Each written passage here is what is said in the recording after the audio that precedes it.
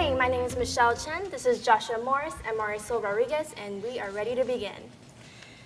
So throughout this presentation, we will be going over how Kaiser Permanente Fresno Medical Center, or KPFMC, can transform the care model and expand its services to the Central Valley submarket.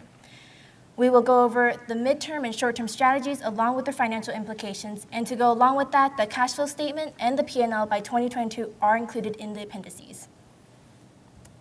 So first, Kaiser Permanente is a system that allows people to thrive. They're the leaders in prevention, not just because they are a capitated system, but because they truly care for and are committed to the health of their patients. This commitment has led to Kaiser patients being able to receive more personally tailored care in that they can choose their own doctors, access care in their own languages, and access a 24/7 nurse advice hotline. By leveraging technology and prevention, Kaiser Permanente has proven time and time again to have healthier outcomes. Patients have a reduced chance of dying from heart disease, stroke, and systemic infection when they are Kaiser Permanente members. Next, Kaiser Permanente has strong competitive advantages. The integrated payer and provider model, the state-of-the-art EHR system, partnerships with the local communities, and the ease of access to care all play a role in allowing Kaiser Permanente to be a model for the future of healthcare. They are the system that providers want to become and patients pay to stay in. But while Kaiser Permanente is growing, there are certain attributes that might hinder its growth. As we see here, KPFMC is located roughly 45 miles away from its outpatient and urgent care center, the Visalia Medical Office Building, or Visalia MOB. That means that residents in neighboring Visalia, Tulare, and Exeter can access other medical centers more conveniently. This includes KDMC, or Kauai Delta Medical Center, which is a 581-bed hospital and level 3 trauma center, the Visalia Medical Center, which are 3 clinics owned by the largest physician group in the area, and also the Tulare Regional Medical Center, or TRMC, which is a 120-bed general acute care hospital with 3 rural clinics. The geographic restraint has led to certain concerns that we have identified and that we will address throughout this presentation. This includes the inappropriate use of unscheduled visits to the emergency room to urgent care services, the shortage of primary care physicians compared to demand, and also the challenge in retaining and recruiting specialty care physicians. Finally, there is also the absence of inpatient and emergency services provided directly by Kaiser Permanente in the Central Valley submarket. So all of these concerns leads us to the question of how do we help members in the Central Valley submarket thrive? We will answer this question and address the concerns through 4 strategic pillars: member management, mobile health or mHealth, provider partnerships, and education partnerships. We are confident that with these 4 strategic pillars, we will be able to help the members in the Central Valley submarket thrive. Now, our first strategic pillar is member management, and our main goal here is to reduce the inappropriate use of care for unscheduled visits and the reduction of out-of-network claims. So currently at the KP Fresno Medical Center, they have a chronic care management program. There, the case managers primarily target chronically ill patients, and their responsibilities ensure that all aspects of the patient's care are properly managed and that they are seeking the appropriate treatment and follow-ups. We'll expand upon that program by introducing 10 new FTE positions called member managers. These positions will be open to experienced nurses and current case managers. The member managers will utilize the EMR system to identify high-risk and frequent out-of-network members. This will account to 2,000 patients that we've identified as high out-of-network users that have 2 or more chronic illnesses. They will outreach to this targeted population to set up the necessary health appointments. They will collaborate with the health teams to customize care. They will ensure that the social needs, such as transportation, are addressed. And they will also track this targeted group to ensure that they're seeking care appropriately in terms of necessary health appointments and follow-up treatments. The overall maintenance of this program will reduce the inappropriate use of care for unscheduled visits and the reduction of out-of-network claims. Now, in the short term, our main focus of this program will be EMR data mining, the outreach to this targeted population, and the collaboration of health teams. The short-term investment cost will be $16.5 million. This cost includes salaries, benefits, training, administration costs, and also transportation subsidies, such as with the Visalia Dial-A-Ride car service, which we will provide to the targeted population. In the midterm, we will focus on community partnerships, such as with the Visalia Senior Center, and also the expansion of the scope of this program to include additional at-risk members. This member management will further reduce inappropriate use of care for unscheduled visits and the reduction of out-of-network claims and the increase of cost savings for the organization. Now, our second strategic pillar is mHealth, and the main goal here is to empower members to become more proactive about their health. Also, to help KP anticipate patient needs. Now, currently at KP, there are several apps that allow members to access pharmacy, send messages, view appointments, and review their medical records. To further empower KP members, we propose the development of the My KP Plus app, and we'll use the Central Valley submarket as a pilot. This app will monitor vital signs, flag urgent symptoms, connect members to the 24/7 advice nurse, educate the members on their diagnoses and conditions, facilitate support groups, and will have a list of relevant community resources. Overall, this app will empower members, educate them on self-care, and also foster a community of KP members. Now, in the short term, we will focus on rolling out the My KP Plus app to all members. We will use member managers to educate the targeted population on its use. We will also promote this app during wellness visits. The short-term investment cost is $4.5 million. This cost includes interface and app development, maintenance of the app, and the distribution of 1,000 smartphones to the eligible targeted population. In the midterm, we're focusing on the distribution of 4,000 health monitoring devices to the targeted population and the interface of those devices to the EMR system. Overall, mHealth will facilitate better care delivery and increase in cost savings. Now, with the combination of the My KP Plus app and wireless health monitoring devices, we have a real opportunity here to change how care is delivered. Initially, patients will self-input their health data into the My KP Plus app. This will transmit or interface with the EMR system and alert member managers to anticipate patient needs. However, we understand that there are limitations with patient self-input. Therefore, in the midterm, we will introduce the wireless health monitoring devices. Now, let's go through this to see how this would affect the patient.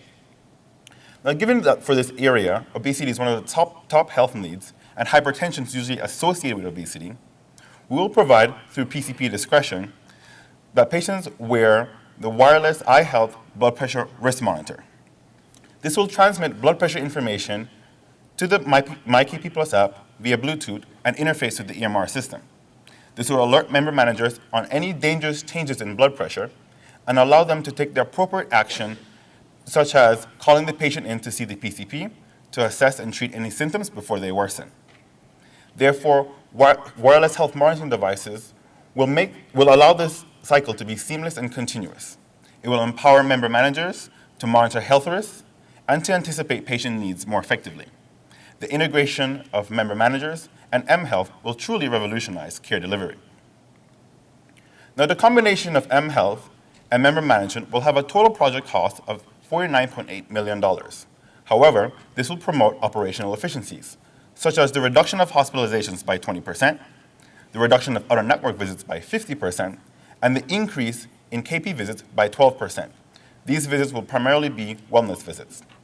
This will result in a total patient care cost savings of $275 million. Therefore, these projects will have a positive ROI of 5.52. Our third strategic pillar is provider partnerships. The main goal is to increase the supply of primary care and specialty providers in the Kaiser Permanente Central Valley submarket. As we have seen, the integration of mHealth and member management will decrease the need for hospitalizations in the Central Valley submarket. In the first graph, we see the demand for hospitalization, where the blue line is the demand without implementing any of the strategic pillars. The green line, however, includes the implementation of mHealth and member management. We can see that after 2017, when we introduced the wireless devices, the hospitalization needs dropped significantly. Therefore, the projection to 2022 does not justify the construction of new facilities. Now, looking into the demand of outpatient services, which is the graph in the bottom, we see again that the blue line represents the demand, and the bars represent the supply by provider type. The two bottom portions of the graphs of the bars are the Visalia Medical Center and the Kaiser Permanente Fresno Medical Center, which serve the Central Valley submarket members. In addition, through long-term partnerships, we want to have additional supply, seen in the green portion, and develop Kaiser Permanente providers through educational partnerships, which we can see in the top portion of the graph towards 2022. Now, digging deeper into provider partnerships, in the short term, we promote the Kaiser Permanente offers a long-term commitment with Kauai Delta Medical Center. This is to reach more favorable rates for claims and hospitalizations, particularly in surgery, cardiology, allergy, pediatrics, and some key specialties of need at the Central Valley members. In addition, if this is not enough and we need additional supply for outpatient services, we would promote that Kaiser Permanente starts negotiations with the Visalia Medical Center. As we've seen, the Visalia Medical Center is a group of 3 clinics owned by the largest physician group within the Central Valley market. In the midterm, we would propose to continue the commitment with Kauai Delta Medical Center to revisit the agreements and make sure that we are satisfying the demand between 2017 and 2022. In addition, we would promote to explore Family Healthcare Network if we need an additional outpatient services. Family Healthcare Network is the largest provider for primary care within the area and already is affiliated with Kauai Delta Medical Center. Retail clinics are also an interesting opportunity to increase outpatient services, particularly because they would increase the number of sites for wellness visits, acute care, and the follow-up for some chronic conditions. Although we would promote the Kaiser Permanente looks into these retail clinics with the lens of quality control and information sharing to make sure that we minimize the risk of fragmentation of care. Now, going into our last strategic pillar, which is education partnerships, the goal is to develop Kaiser Permanente providers within the Central Valley submarket. To do so, we will promote Kaiser Permanente joins with 2 organizations. First, the PRIME program, and then the San Joaquin Valley College School of Nursing. The PRIME program is an interesting one because it's a collaboration between UC Merced, UC Davis, UCSF Fresno, where they develop healthcare providers within the rural setting. Students in the PRIME program start 2 years studying at UC Davis, and then they continue their practices 2 years by rotating in clinics in San Joaquin Valley. Therefore, these students are already interested in rural healthcare, they're already invested in the San Joaquin Valley, and most likely would be interested to continue their services in Kaiser Permanente in the Central Valley submarket. Currently, the PRIME program accepts 4 to 5 students every year. This education partnerships would bump up the cohort until 15 students are graduating by 2022.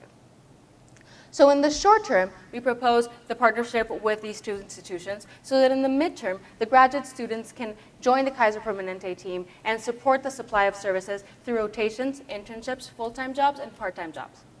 In the long term, we propose to review the NorCal residency program to expand it to the area, or even consider a Fresno residency program focused on rural students. This is how the program will evolve throughout the years. The goal is by 2022 to have 30 physicians within the group fostered by Kaiser Permanente.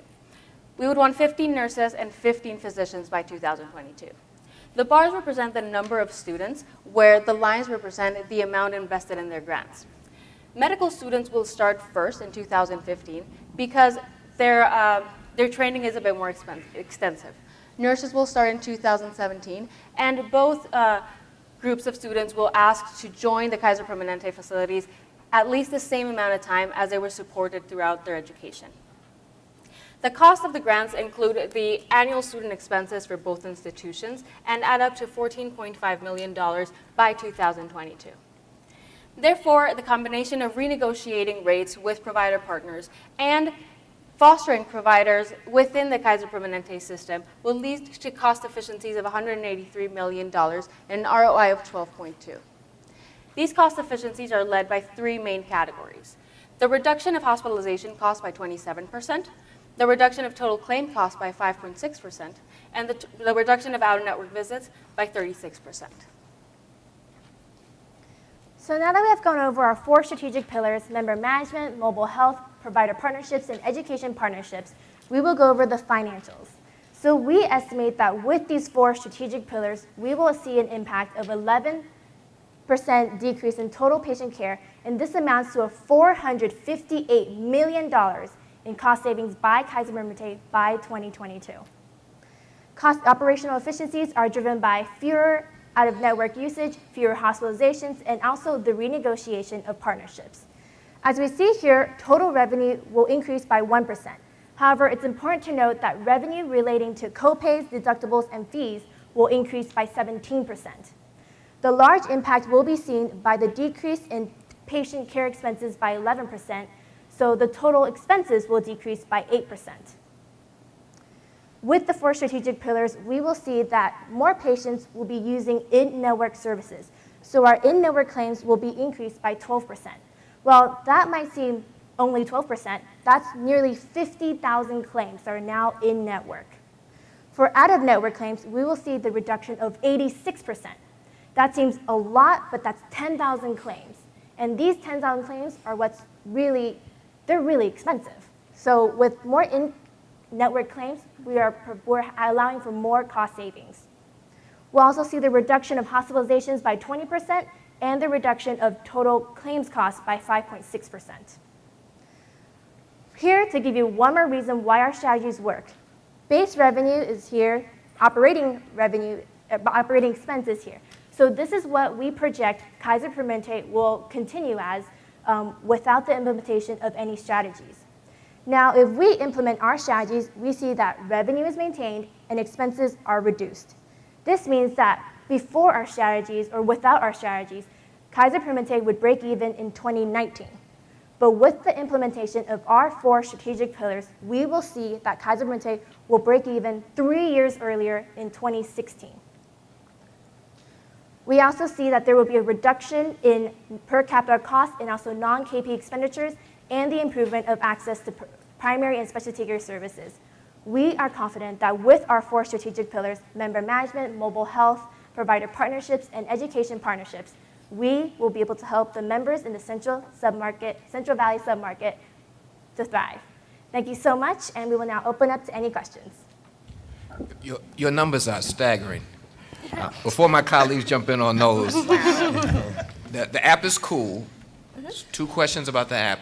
Do you think you can get this population to use it? And then secondly, can you walk us through the $275 million impact? Well, I can address the utilization of the app by the population. So the target population is between 45 years of age to 65 plus. And through our research, we've discovered that 37% of that population actually wants to use mHealth or apps or social media to address their health needs. So there's that component that's working for us. The second component is that the member managers, a part of their training and part of their responsibilities, is to educate very acutely this population on the use of the app, to get them up to speed on how it works and also the utilization of the smartphone. So you're going to get Grandma Rosa to use the app. Stop. Yes, by the help with the member managers. The benefit of the member managers is that their panel is significantly smaller than current case or care managers within the Kaiser Permanente system. Instead of having between 400 and 600 patients, it will have 200 patients that are being able to walk them through the app as they adopt the services. We also know that there's a limitation on the adoption of technology, and that is why we're including wireless devices in early 2018, so that the input can be automatic and they don't need to rely on remembering or feeling comfortable of using the application. Thanks. Tell us about the 275. Yes. Now, regarding the 275, we are assuming that with the wireless devices and for inputting automatic data into the system, the member managers will be able to anticipate hospitalization costs and urgent care services, which are the most expensive regarding the base P&L. So with research that Deloitte did in the impact of mHealth, they suggest that there's between a 20 and a 30% reduction in hospitalizations with the utilization of technology. We use that number to project our the decrease in hospitalizations. And because they're being so expensive, there's a really big impact by 2022. That cost savings are the add up between 2015 and 2022. You have the 275 that Herb just mentioned, and the 183. And then, and it's 2 different projects. You got the member management and the increasing of the providers, the nurse program and the provider program. but you're using the same operational efficiencies, but you got two different numbers. So why didn't you, the first question is, why didn't you combine them so we can see an overall, like, on one, you have the reduction of hospitalization by 20% because of member management, and because of the partnership, you have it by 27. And then the out-of-network visits, you have it by 50%, which seems reasonable with the member management. And then because of the partnership, you have it at 36%. So are you saying, as a combo, you're going to reduce out-of-network 86%? Yes. It's a very good suggestion that we should add up the numbers. I want to go back, I think, one slide or two. Here we show the combination between the 86%. So yes, I completely agree with that. And to address your question, the combination of the first two pillars, which are the M Health and the member management, will help us to reduce volume. So that is how our efficiencies are going to be realized. Then the second two are increasing in supply while reducing prices, because we are negotiating partnerships. And right now, there is a significant reduction, or we are assuming a significant reduction in the absolute number of hospitalizations, the price of the hospitalizations. So that is why we divided, because one is volume, one is value. Can you explain to me why administrative and overhead costs are not impacted when you're talking about additional 10 FTEs and some of the requirements around infrastructure to support mobile health and integration? I mean, there's a lot of work that needs to be done there, and there's no assumption of the cost related to that. That is also a very good question. We assume here that the definition of admin and overhead costs are those that are directly impacted by the Kaiser Permanente Fresno so they're allocated by Fresno towards the Visalia Medical Office Building. That's what we mean by these. And because as the Central Valley submarket, we have no power on allocations, then we decided to not change the base case in that particular number. Now, the second part of the question, which is, yes, the implementation of member management will increase cost of administration because we will need more people to support those 10 FTEs. We did include that cost. We used Deloitte's number where they say that I think it's $120 per patient per month, where it includes not only the salary of the case manager, but also all the support from the health IT team that will be doing the data mining and all the people that need to support the administration of the program. So in the short term, that $16.5 million, the cost does include the salaries, benefits, the training and administration costs in relation to the member managers. And then in the M Health, in our short term, there is cost built in the interface and the app development, the maintenance of the app over time, and also the distribution of those devices. Thank you. Can you describe a little bit more? So go to your partnership slide, right? So is the concept here that it's a mixed model of you developing talent as well as trying to partner with existing talent? Yeah, because fostering our own physicians will take time because they have to go through training. So that's why in the short term, we will continue with these partnerships and ask for a long-term commitment. But we will not rely on the partnerships because eventually we will have our own group of physicians who are coming out of this PRIME program, coming out of the San Joaquin Valley College of School of Nursing, who will be able to be in our network and be our internal physicians and providers. And so if you already, though, in your partnership are going to align your patient population with those physicians and nurses or mid-level providers, how are you going to make the transition when you have your own supply? So the transition, I think, what part of the partnerships is that we will be able to, what part of the negotiation of the partnerships is that we will be able to obtain the medical records. We will have access to those medical records for our patients who go to these partnerships for their care. When we transition into when we have this new group of medical students and nursing students, during their 3rd and 4th years, they will rotate in our system. So they will be familiar with our system. They will know the attending physicians who are the existing experienced physicians. And so the transition would be more seamless in that sense. On the care provider side or on the patient side? So the patients are going to have established relationships with these providers, right? You're going to develop a new set of providers, and I get the backdrop and the infrastructure is seamless, but how are you going to get the patients to make the transition to the new providers? Well, I think in regards to partnership, it is a two-pronged approach. And so the partnership with the Kauai Delta Medical Center is really to renegotiate the rates that we currently have with them. So we want a long-term commitment to reduce the prices for inpatient care. Now, regarding the educational partnerships with bringing in these new students, that's to bolster our supply of medical offices currently at the NOB. And so if a patient, for example, is using services at the Kauai Delta Medical Center, they're mainly using inpatient services there if they go to that facility. Any outpatient services, specialty care, they'll be using our Vesiela medical office. And so therefore, when the students are rotating through the medical office, they will have enough time to interact with the patients, be a part of the care process, not necessarily at Kauai Delta, because that's more for emergency services. Okay, thank you. I guess you all touched on it, but can you just take me through one more time how we are going to recapture the patients that we're currently losing? Sure. You want me to see that?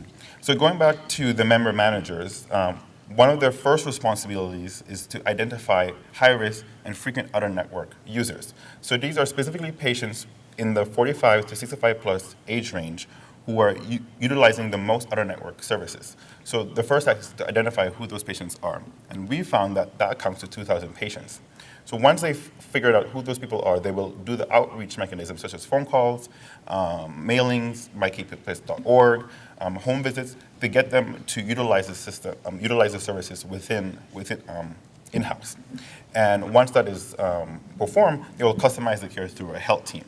So right now, currently, patients, if they have a flu, if they have a cold or tickle in the throat, they go to Kauai Delta Medical Center for services. So that's going to be dramatically reduced by the member managers. They will outreach to these patients and re-educate them on the services that are available at the MOB. Currently, patients are using services that are closer to their homes, but we're going to remind them that we're open for these hours, and if you don't have a ride, you can call the Vesiela Dollar Ride car service, which we'll be providing to you. How do the member managers, in trying to assist those patients, how do they address the fact that there are deficiencies in specialty care access? So it's not just about education and knowing how to appropriately use services, but if those particular services that they need are not available, how do you help them? They should still be able to go outside of the network, correct? Yes, in the short term, the patients will go to Kauai Delta Medical Center, and because that, well, yeah, thank you.